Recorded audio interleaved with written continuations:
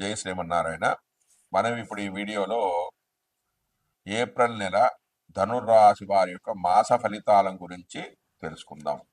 ముందుగా రవి ఫలితాలు. రవి ధనుర్రాశి వారికి 4వ స్థానంలోను, ఏప్రిల్ 14 నుంచి 30 వరకు పంచమ స్థానంలోనూ సంచరిస్తూ ఉన్నాడు.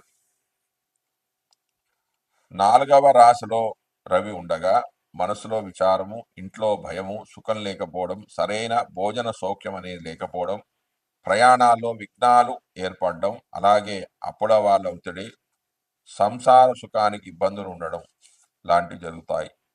ఈ రాశి వారికి రవి తామ్రమూర్తిగాన 75% ఫలితాలు కనిపిస్తాయి. తర్వాత ఏప్రిల్ 14 నుంచి 30 వరకు పంచమంలో సంచరిస్తున్నాడు. పంచమ స్థాన సంచారం వల్ల కొంత బద్ధకం ఏర్పడము, మిత్రుల వల్ల ఇబ్బందులు కలగడము, సరైన ఆలోచనలు రాకపోవడం, అశాంతి, సంతానానికి ఇబ్బందులు, అనారోగ్యం వంటివి జరిగే అవకాశం ఉంది.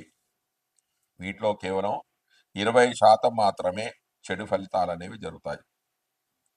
కారణం ఏంటంటే ఈ రాశిలో రవి సువర్ణమూర్తిగా వెలుగొందుతున్నాడు కాబట్టి. దాని తర్వాత కుజుడి యొక్క ఫలితాలు.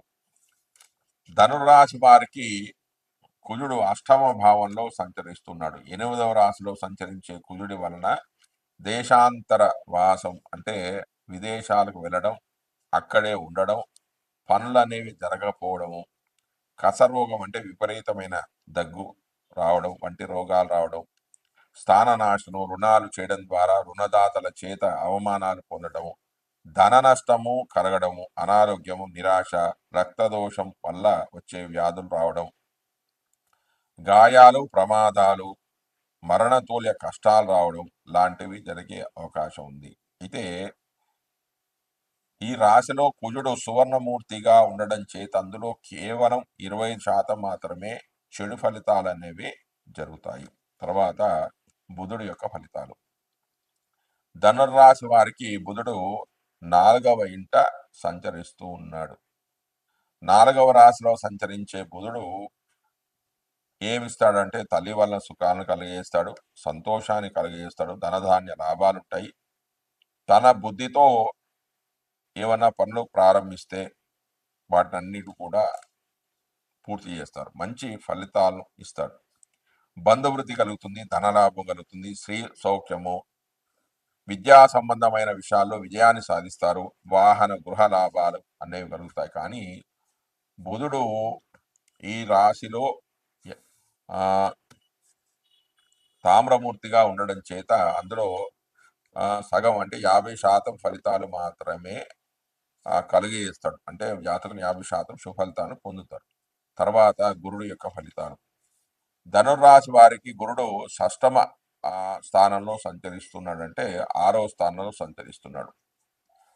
దీనివల్ల చెడు ఫలితాలే కలుగుతాయి. ఏంటంటే అవేంటి, భార్య పుత్రులతో కొంచెం గొడవలు కావడం, బంధువులతో గొడవలు కావడం, అధికారం వల్ల ఇబ్బందులు కలుగుతాయి, కొంచెం భయం కలుగుతుంది, విరోధాలు అనేవి ఎక్కువగా ఏర్పడతాయి, వృధాగా ప్రయాణాలు చేస్తారు, వృధా శ్రమ, అయితే కష్టపడినా కూడా ఫలితాలు రావు, డబ్బులు అధికంగా ఖర్చు అవుతాయి, సంసారం పట్ల విరక్తులు అవుతారు, మానసికమైన ఒత్తిడి వంటివి జరుగుతాయి. ఇందులో ఈ రాశిలో గురుడు రజితమూర్తిగా ఉండడం చేత అందులో 70% మాత్రమే చెడు అనేది జరిగే అవకాశం అనేది ఉంది. తర్వాత శుక్రుడి యొక్క ఫలితాలు.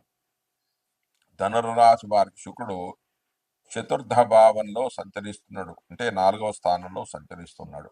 4వ రాశిలో సంచరించే శుక్రుని వలన చేసే ప్రయత్నాలలో విజయాన్ని సాధిస్తారు. వీరు ఈ స్థానంలో స్త్రీలతో ఎక్కువగా మాట్లాడడానికి ఇష్టపడతారు. పుత్రులతోనూ, మిత్రులతోనూ, కలత్రంతోనూ, బంధువులతోనూ కూడా సంతోషంగా గడుపుతారు. విద్యా సంబంధమైన గోష్ఠి కార్యక్రమాలు జరుగుతాయి. బిందు వినోదాలతో సంతోషంగా ఉంటారు. శుభకార్యాలలో పాల్గొంటారు. ఇందులో 50% శుభ ఫలితాలు జాతకుడు పొందుతాడు. కారణం ఏంటంటే ఈ రాశి వారి శుక్రుడు లోహమూర్తిగా ఉండడం చేత. తర్వాత శని యొక్క ఫలితాలు. ధనురాశి వారికి శని 4వ స్థానంలో సంచరిస్తున్నాడు. గోచార గ్రహాలలో మిగిలిన గ్రహాల కంటే గురువు, రాహు, కేతువు, శని మెల్లగా నడిచేవారు కావడంతో వీరిచ్చే ఫలితాలు ఆ వ్యక్తిపై మెల్లగా ప్రభావితమై దీర్ఘకాలం అనేవి ఉంటాయి. ప్రత్యేకించి శని సంచారం వ్యక్తిగత జాతకాలపై విశేషమైన ప్రభావాన్ని చూపిస్తూ ఉంటుంది. ఈ ప్రభావం అందరికీ ఒకేలా ఉంటుంది అని చెప్పలేము. సూర్యపుత్రుడైన శని చంద్ర లగ్నాలు 1, 2, 4, 7, 8, 12 స్థానాల్లో ఉంటే కాలం పరీక్షా కాలం అని చెప్పవచ్చు. శని ప్రతి రాశిలో 30 నెలలు అంటే 2.5 సంవత్సరాల కాలం ఉండడంతో అన్నీ మెల్లగా సాగుతూ ఉంటాయి. చంద్రాతో 4వ స్థానంలో ఉన్నప్పుడు అర్ధాష్టమ శని అంటారు. మన నిజస్థితిని గుర్తించుకునేలా చేయడం ఆయన యొక్క లక్షణం, అంటే శని యొక్క లక్షణం. శనేశ్వరుడు కేవలం దోష ఫలితాలనే ఇవ్వడు. వివాహాది కార్యక్రమాలను, భూగృహాదులను ఇస్తాడు. శని ఆయుష్కారకుడు కావడం చేత ఆయుర్దాయాన్ని కూడా ఇస్తాడు. నిజానికి శని యోగాన్ని ఇవ్వవలసి వస్తే శుభగ్రహమైన గురుని మించి శుభ ఫలితాన్ని ఇస్తాడు.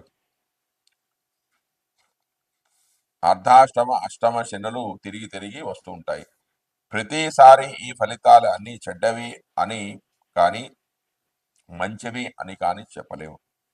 అయితే ఇవి మొదటిసారి వస్తున్నాయా, రెండవసారా, మూడవసారి వస్తున్నాయా అని చూసుకోవాలి. మొదటిసారి వస్తే దాన్ని మంగు అని, రెండవసారి వస్తే దాన్ని పొంగు అని, మూడవసారి వస్తే దాన్ని కుంగు శని అంటారు. మంగు శని అయితే కష్టం తక్కువ, సుఖహీనత ఉంటుంది. పొంగు అయితే మనోచింత, స్త్రీలకు ధన సంతాన లాభం, బంధువైరం కలుగుతాయి. కుంగు శని అయితే బంధునాశనము, విఫల యత్నాలు అనేవి కలుగుతాయి. కాబట్టి మీ జాతకంలో శని 4వ స్థానంలో వచ్చిన సందర్భంలో మొదటిసారిగా వస్తున్నాడా, రెండవసారా, మూడవసారా అని చూసుకొని ఈ ఫలితాలను మీరు బేరీజు వేసుకోవాలి. తర్వాత రాహు యొక్క ఫలితాలు. ధనురాశి వారికి రాహు 4వ ఇంట సంచరిస్తూ ఉన్నాడు. 4వ రాశిలో సంచరించే రాహు వలన మనస్సు ప్రశాంతంగా లేకపోవడం, వాత రోగాల బారిన పడడం, శరీరం వలన కొంచెం భయము, ప్రయాణాల్లో ఆటంకాలు ఏర్పడడం, విచారం వంటివి కలుగుతాయి. భోజన సౌఖ్యం అనేది లేకపోవడం, కుటుంబ సభ్యులతో ముఖ్యంగా తల్లికి ఆరోగ్య సమస్యలు రావడం, సరైన భోజన సౌఖ్యం అనేది లేకపోవడం, వాహనాల వల్ల ప్రమాదాలు జరగడం వంటివి జరుగుతాయి. ఈ రాశి వారికి రాహు సువర్ణమూర్తిగా ఉండడం చేత ఇందులో కేవలం 25% మాత్రమే చెడు ఫలితాలు కలుగుతాయి. తర్వాత కేతువు యొక్క ఫలితాలు. ధనురాశి వారి కేతువు 10వ స్థానంలో సంచరిస్తున్నాడు. 10వ స్థానంలో సంచరించే కేతు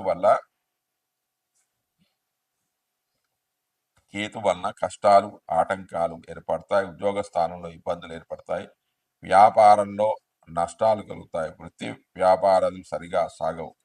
విరక్తి అనే భావన కలుగుతుంది. ఇందులో కేవలం 20% చెడు ఫలితాలు కలుగుతాయి. ఎందుకంటే ఈ రాశి వారి కేతువు సువర్ణమూర్తిగా ఉండడం చేత, అంటే మధ్యలో కొన్ని శుభ ఫలితాలు కూడా జరుగుతాయి. అంటే చెప్పాలంటే కొంచెం ఈ రాశి వారి కేతు వలన మిశ్ర ఫలితాలు కలుగుతాయని కూడా చెప్పవచ్చు. జై శ్రీమన్నారాయణ.